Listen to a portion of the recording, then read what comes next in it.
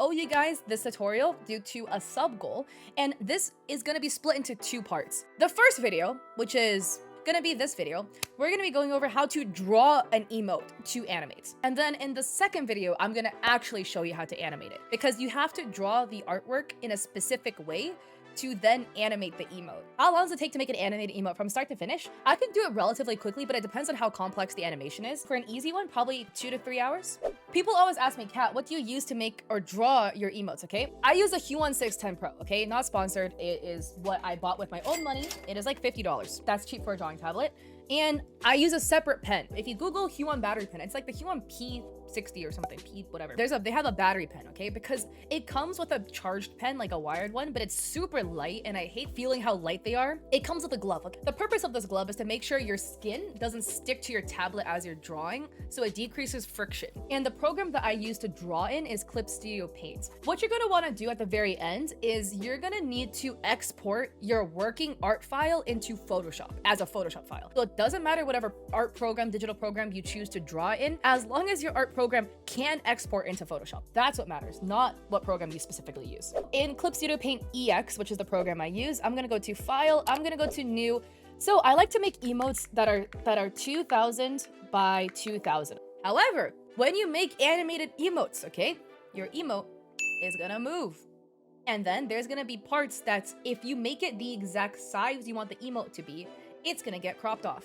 So what I'm gonna do is I'm gonna show you, but make a little like stabby motion or something like that, right? If you make your canvas the exact size you want the emote, sometimes weird cropping issues would occur. So therefore you want to give a bleed. Guesstimate, I will use a canvas actually of 2500 by 2500. It's better to have like extra stuff and then crop it off later. If you're wondering, by the way, specifically like tips and tricks on drawing emotes, I have other tutorials that are on my YouTube on how to go over this. I'm not gonna cover like all of that stuff in this video. The biggest thing too is when you're doing this is you want to like figure out where each strand of hair is going relative. Is it gonna be in front of the face or behind the face for your layering purposes? That gets really important really quickly. This is gonna be my character. There's a lot of dead space here, but that's totally fine. This is just a rough sketch. Now we're gonna have to try to break apart this sketch into its separate layers. Basically, what we're gonna want to do is figure out how the layering would work for animation. So what I mean by layering is like what is on the very top, what is in the middle, and what is behind, okay? What is on the very top will block anything below it. What is in the middle will block anything behind that, etc. So like think of your body currently, right? Where does your elements on your bodies sit? Like if I sit here, they go in front of my face, which my head is in front of the rest of my body. And the thing that's the most behind on my body is the back of my hair. The back of my hair sits behind everything. If we were to look at my body from a plane going here back, the back of my hair rests against my back.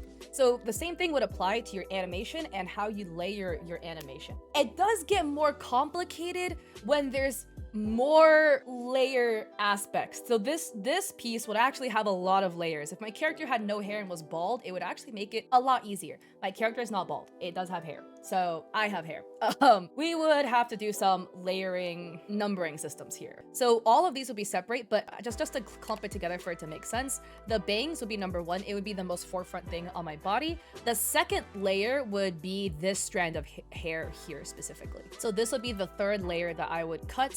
The fourth thing that would go in front, this now gets a little bit tricky, would actually be the knife and the arm. I am lazy. I try to make as little layers as possible, so I sometimes merge layers that a lot of artists maybe would not do. This whole chunk here would be 4. So the knife including the arm together, because it's gonna move as one unit.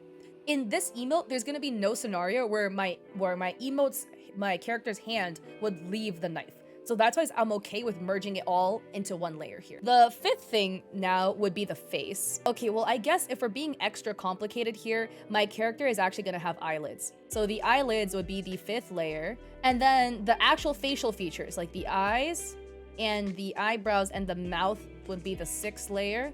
The head, including the ear and the rest of the top of my head, would be the 7th layer. The 8th layer would be the body. So the body would include actually the neck, but not the other arm. The 9th layer would be the back arm. The 10th layer would be the back strand of hair. So this strand of hair would be the 10th layer. back piece of hair, I'm gonna break up into different strands, but this giant chunk here, this would be the 11th layer. In terms of like layer ordering, these will be split up into more like pieces, but the bangs would be the most forward layer, the one on top, and the back piece of hair would be the one all the way in the back when it comes to splitting our emote to animate. So how do you know what to put on one layer? You kind of have to just like learn over time. It's an intuition that can be learned. The way you learn how to figure out, again, what goes on what layer is when an emote were to move in the animation, what would go in front and what would go in behind. So if you are ever in doubt, it's a human emote, you can use your body. I'm gonna use this comb as my knife, okay? So I want the emote to be standing like this, and the emote is gonna be stabbing up. So it's gonna look angry, it's gonna stab up, and it's gonna blink once. So it's gonna go like that. And then the mouth might move a little bit, right? So in this stabbing motion here, okay? Like what goes in front, what goes behind? My bangs are still the most forefront thing. This gets a little bit tricky. I could separate, okay, because again, I'm lazy. I could separate the arm into two pieces, put the forearm and the knife in the most forefront, and then put this arm in the back. To make life easy, I don't intend on the knife to stab upwards above my bangs, so there's no reason for me to put the knife in a layer that would go over my bangs. But for the rest of it, you know, in the stabbing motion, the knife will go in front of my face, but my bangs will be the most forefront. I do want the side bang piece to be on top, just so it can swing over the shoulder. My body is in the middle, but my head will sit in front of my body. Because if my head were to bob back and forth, my head eclipses my body. And then my back arm will sit behind my body. Part of my body will block my back arm, so my back arm might move a little bit in this emote, but part of my body would block it. And the thing that's the most recessed or the most in the back is the back of my hair. You can't even see it for the most part. So you can kind of like demo it yourself. It's also just trial and error. You layer it in the way you think it should be layered, and then you go into your animation program, and as you start animating, you're like, oh crap, this doesn't look right. And then you have to go and fix it. And then we're gonna get to drawing. For me, when I draw, this is just my personal preference. I like drawing the face first. I just always do. So I just always draw the face first. Also, sometimes you have to like debate what line thickness you want to use. So you don't always want to use the thickest line for everything you draw, because otherwise your artwork would look too like dark. The pen that I use is a G pen with a 60 weights. I've made like tutorials in the past on how I draw emotes. Okay, so again, I'm drawing each layer separately. The head is gonna be its own layer, and then the neck and the body is gonna be its own layer. So we also want to leave bleed or like wiggle room. So for the neck, I'm not gonna just stop the neck like this, right? Because if my head tilts, it might reveal part of my neck that will be hidden in the first frame. I'm not gonna like fully flesh and fill in this line. I'm just trying to make this as, I feel like, simple as possible. When it comes to drawing the body sideways, right? Again, with the arm, like I ideally would want to draw the body like this. I don't want a thick line to connect from the neck to the torso like that,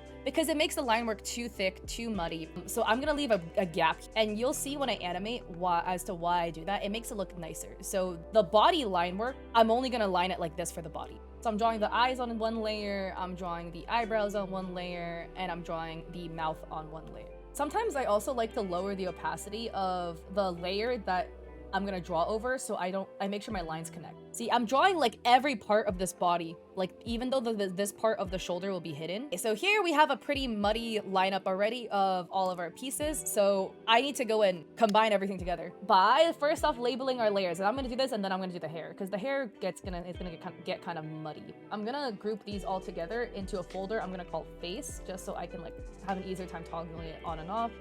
I'm gonna make a folder, and then I'm gonna put this. I'm gonna label this head line, and then this is gonna be head. The hair layering gets really tricky. To make animating the back hair easier, I typically split it into two pieces. So I'll split it into right side and left side. And the reason I'm like kind of drawing it like this is I'm gonna like fill this in with color later. That's hair piece number 1. And then hair piece number 2 is gonna look like this. I'm gonna again fill this in with color. We need the front strand pieces. So any of the other residual hair pieces, I'm not gonna use a line weight of 60, it's too thick. I'm gonna use like a line weight of 30 because it's thinner, because I don't want the hair strands to look too bulky.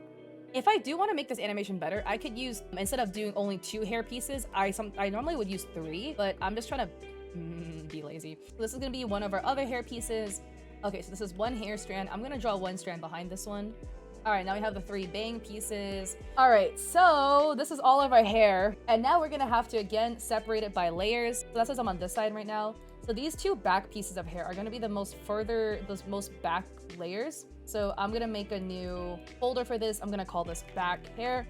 We're gonna call this back hair R for right. And then this is gonna be back hair. This is just how I like to label my layers.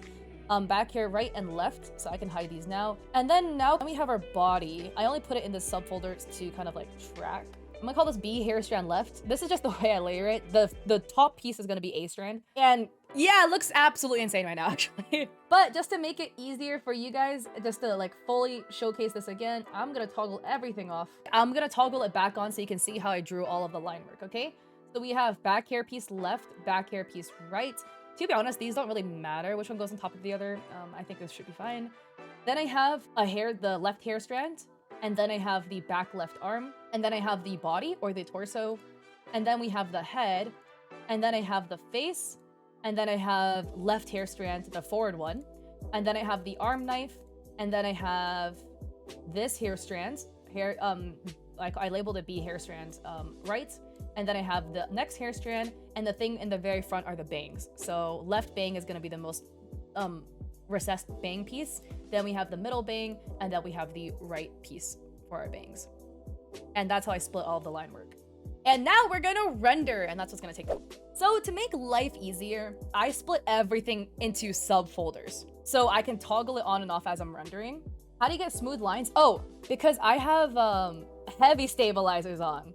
Rendering an emote for animation is so mind-numbing sometimes. It like just looks really wonky. Guys, secret hack. If you're ever painting metal, okay? So metal, gold, whatever, a knife, glow dodge is your best friend. Look at this, okay? I just paint it with like a blue. We turn the glow dot. Wait, nope, I turned it down way too much. It makes your blade look super shiny and stabby. I love glow dodges. I love fancy blend modes, guys. I'm only doing this because like some strands of hair or the bangs will peek through. And then you can see some of the little shadow around the head. So it looks like I'm wearing like a little scarf around my head right now. So what I do for the eyelids is I just draw a semicircle or like a nut, essentially. I'll use a darker color and then I'll color over it. I literally we're gonna draw a really flat U and then cover the top of the eye like this. I don't know, what do you call this shape? It's not like an oval because it's kind of pointy on the sides. But I'm gonna color it closer to the skin tone. All right, we have our 2 eyelids. So I'm gonna label this eyelid right and eyelid left. So here is our body. The way I like to render hair for not animated emotes does not work super well for when you animate it, so I'm gonna have to change it a little bit. So the way I like to render the back pieces of hair, I make it like a semicolon shape. So I'm just gonna flatten all of this.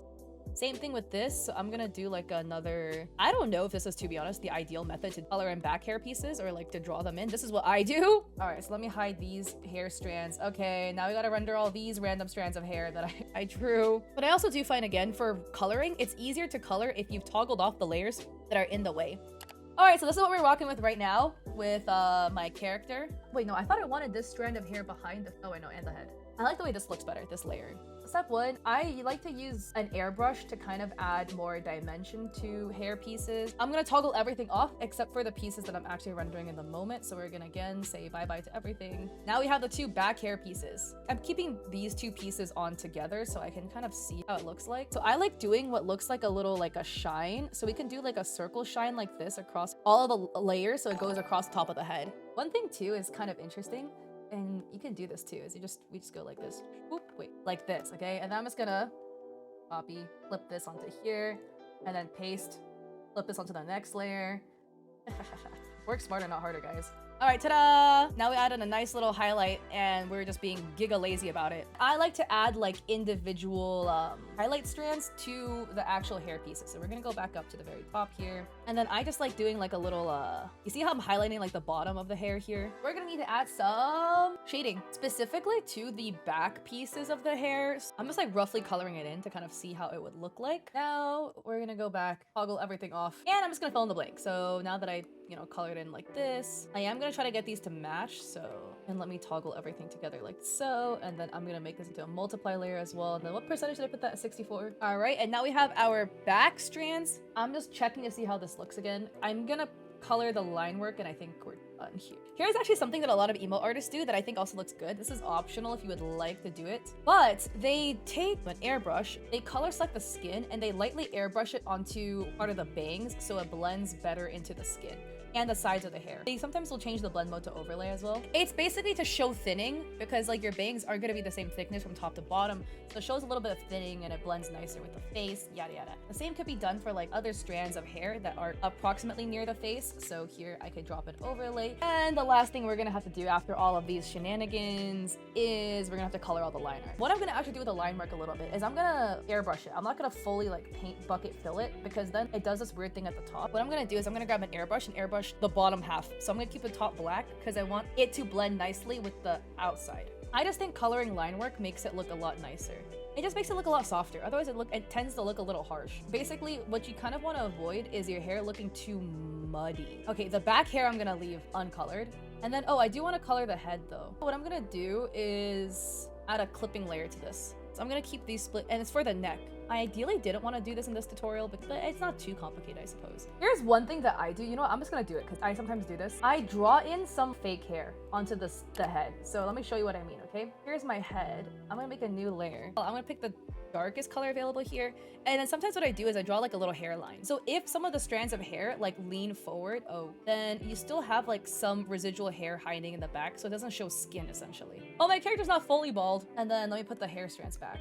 So if there ever is a gap, it would still have that like hair color on the side. Here is our completed, so far, rendered emote. What I like to do, I save it as a separate layer and then I flatten it in Photoshop. You can flatten it in live 2D as well, but this is just kind of what I do. So I'm gonna save it as a separate file. I'm gonna save it as a Photoshop file as well. All right, we're gonna flatten all of our layers. All right, so here are our layers. Let me show you the layers. I'll slowly toggle them off so you can see how it's separated. So if I toggle them both on again, we're gonna go back up, okay? You have to draw it this way to animate. To animate art, it has to be drawn this way. It's so much of a pain. Back, 1, 2, 3, 4, 5, 6, 7, 8, 9, 10, 11, 12, 13, 14, 15, 16, 17, 18, 19, 20 layers. This one's not too complicated. So anyways, that is how you separate your artwork and how you draw an art piece to be animated.